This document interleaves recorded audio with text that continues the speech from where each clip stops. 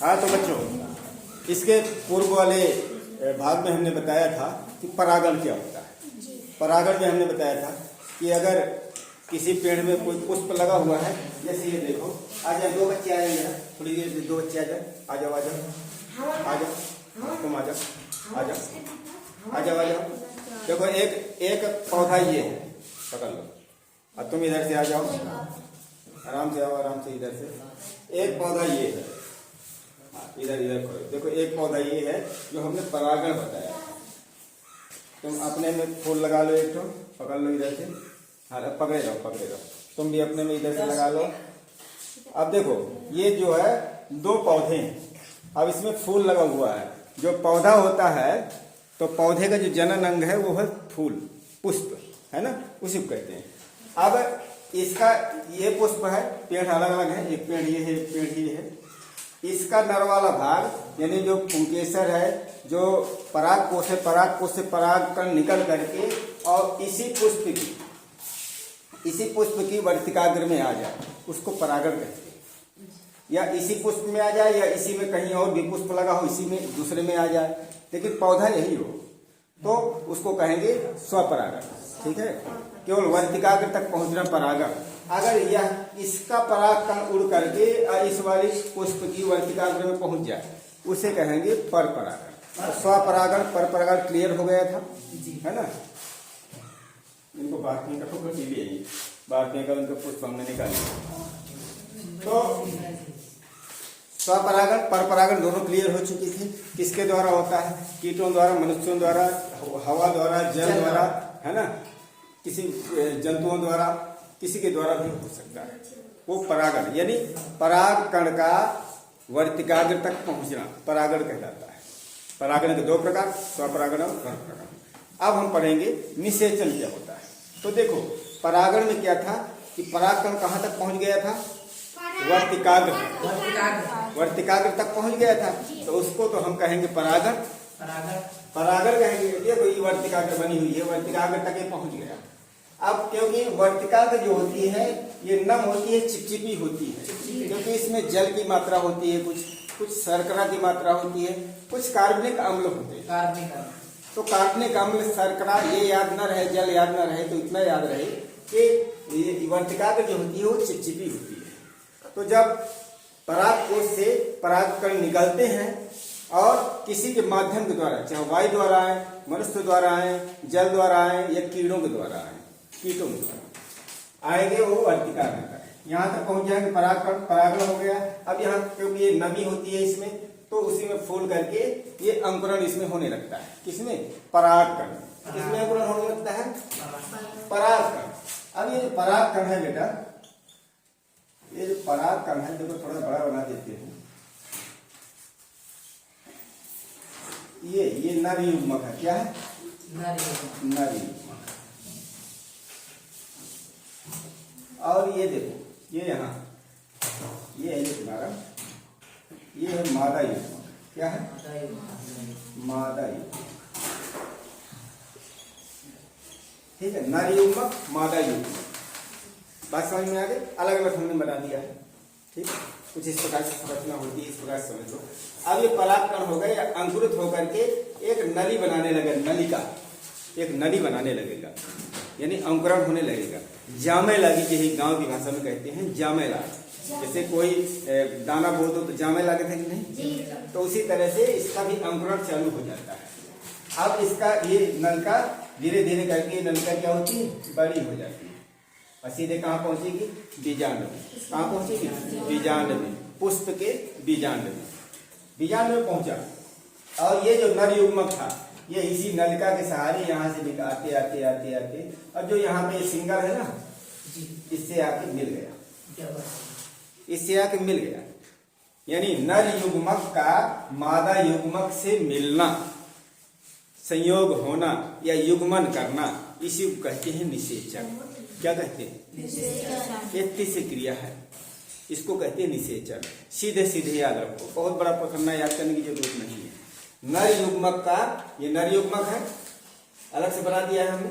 नर युग्मक का मादा युग्मक से मिलना यानी संयोग होना या युग्मन करना, उसी को कहते हैं, उससे मिल जाता है, उसी को कहते हैं निषेचन। क्या कहते हैं? निषेचन। और इसके बाद बीजांड परिपक्व होकर के क्या बनेगा? बीजांड से बीज बन जाएगा। बीजांड से क्या बनेगा? इससे बीज बनेगा, बीज बनता है। वहां लिखा हुआ है बीजांड विकसित होगा तो बीज बन जाएगा।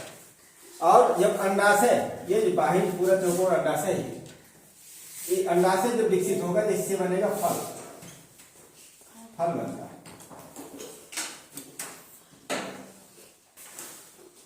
बात समझ में आ रही? इससे फल बनेगा, उससे बीज बनेगा।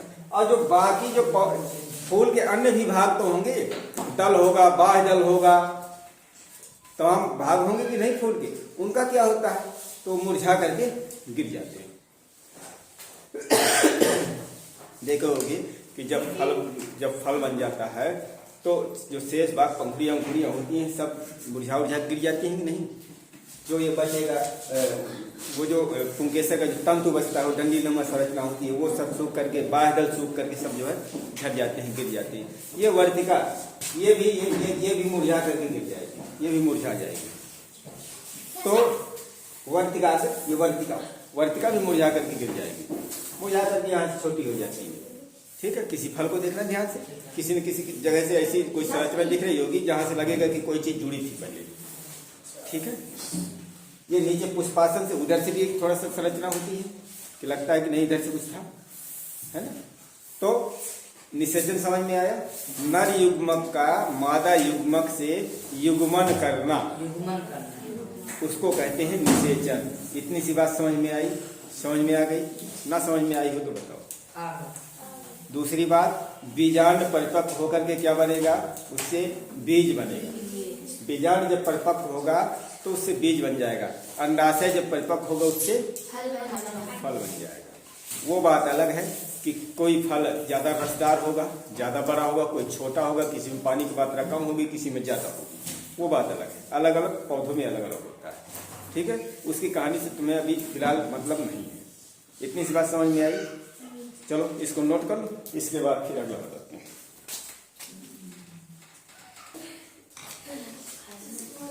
तो निषेचन हो गया, निषेचन सभी समझ में आया? नर युग्मक और मादा युग्मक का मिलना यानी युग्मन होना। युग्मन का मतलब संयोग होना, मिलना, उसी को हम कहते हैं निषेचन। बहुत छोटी सी परिभाषा है, इसलिए हमने नीले रंग से ये भी लिख दिया है। पूरी नहीं याद रहे तो कोई बात नहीं, चित्र से याद रखना। ठीक ना? अगला है बीजों का प्रकीर्णन। प्रकीर्णन का मतलब है कि अब देखो पौधे में बीज बन गया, अब उसका फैलाव कैसे होगा, एक स्थान से दूसरे स्थान तक जाएगा कैसे? एक बात नहीं, पवन यहाँ पे देख ली, वैसे तो मेहनत करता नहीं है, अभी रुक जाओ, बढ़ जाओ। कुछ चाहिए क्या? गिलास चाहिए क्या? खा लो गिलास, बता दो। तो बीजों को प्रकीर्णन का मतलब बीजों को फैलाना। अब बीज जैसे कोई पेड़ है यहाँ पर और इसके बीज यही नीचे गिरते रहेंगे, यही नीचे गिरते रहेंगे, कहीं जाएंगे नहीं, तो बहुत घने हो जाएंगे। अब पोषक तत्व भी उनके लिए कमी हो जाएगी। सूर्य का प्रकाश चाहिए, कार्बन डाइऑक्साइड चाहिए, पोषक तत्व चाहिए, तो सब मिर्गुल्ले होंगे, मरे हुए कि नहीं। तो इनका बिखराव जरूरी होता है। कोई भी बीज हो, जब किसान बीज बोता है तो बिखेर करके बोता है ना, एक बीज से दूसरे बीज की दूरी कितनी दूरी रहेगी, इसका ध्यान रखता है। गेहूं होता है बहुत पास बोता है, ज्वार होती है तो थोड़ा दूर कर देता है, अरहर होती है थोड़ा दूर कर देता है, इस प्रकार से बोता है पौधे के हिसाब से। ठीक है, तो बीजों का प्रकीर्णन कैसे होगा, यानी बीज फैलेंगे कैसे? फैलेंगे जंतुओं के द्वारा, हवा के द्वारा, जल के द्वारा, इनके द्वारा फैलेंगे। कैसे? कुछ बीज ऐसे होते हैं कि किसी बीजों में, कपास का बीज देखना, कपास का बीज कैसा होता है, ये कपास का बीज है और इसमें रुमा लगे हैं, ऐसे मंदार का बीज आँख, और जब वो फटता है तो फट करके उड़ करके सब जगह फैल जाते हैं, चले जाते हैं। किसके द्वारा फैल रहे हैं? हवा के द्वारा फैलते हैं ना। कुछ पौधे ऐसे होते हैं कि जब वो फटेंगे तो बड़े झटके के साथ फटते हैं। जैसे अंडी का जब फाटे तो चट वो चिटिक वहाँ गिर हो जाए, वो चिटिक वहाँ गिर हो जाए, वो चिटिक वहाँ गिर हो जाए। होता है कि नहीं? होता है। कुछ ऐसे बीज होते हैं, कुछ ऐसे बीज होते हैं, कोई कोई किसी किसी फल में ही लगे होते हैं, पंख जैसे लगे होते हैं। तो वो उसी समय जब आंधी वांधी आई, आंधी वांधी में चले गए यहाँ को वहाँ, या पानी बरसा, कुछ भी जैसे होते हैं कि पानी बरसा और उसी के साथ बहते हुए एक स्थान से दूसरे स्थान पहुँच गए। किसी किसी को जंतु पहुंचा देते हैं, किसी किसी के क्या होता है कटीले होते हैं। जब अभी हमने लड़जीरा मंगवाया था, लड़जीरा क्या होता है, वो कांटे नामा होता है, उसके बीच से निकलो तो तुम्हारे पैंट में, तुम्हारे जो है कपड़ों में कांटे कांटे लग जाते हैं। अब गिरना वहां चाहिए तो गिर कहाँ गए, दूसरी जगह होता है। इस प्रकार के भी बीज होते हैं। किसी में रोम लगे होंगे, धुआं लगे होंगे, किसी में कुछ लगा होगा, किसी में कुछ लगा होगा, ठीक है ना। तो इस प्रकार से एक स्थान से दूसरे स्थान में बीजों का फैलाने का उद्देश्य ये कि पौधा वो आगे हम उगाएंगे तो उगेगा कैसे। जैसे कुछ चिड़िया क्या करती हैं, पीपल होता है, बरगद होता है, उसका फल खा लेती है। अब फल तो पचा जाती है लेकिन बीज नहीं पचा पाती। अब क्या करेंगे, वो बीट करेंगे, कहीं बीट करेंगे, कहीं दीवार में बीट कर दिया, कहीं किसी की छत में बीट कर दिया, तो वहाँ क्या है, वहीं पीपल जम जाता है, वहीं बरगद जम जाता है। ऐसे भी बीजों को प्रकीर्णन होता है। तो बीजों को प्रकीर्णन समझ गए, एक स्थान से दूसरे स्थान तक बीज का बिखराव किन के द्वारा होगा, हवा के द्वारा, जल के द्वारा भी होता है। बाढ़ आती है, कितने ढेर सारे घास वास के आ जाते हैं ना, अन्य भी पौधे आ जाते हैं, बीज आ जाते हैं और वही जम जाते हैं, वहाँ खड़े हो जाते हैं। ठीक है, तो बीजों का प्रकीर्णन समझ में आया, इसको भी नोट कर लो और आज की क्लास यहीं समाप्त करते हैं। किसी को कोई प्रश्न करना हो तो कर सकता है। इतनी चीज समझ में आ गई सबको? हाँ, ठीक, नोट करो।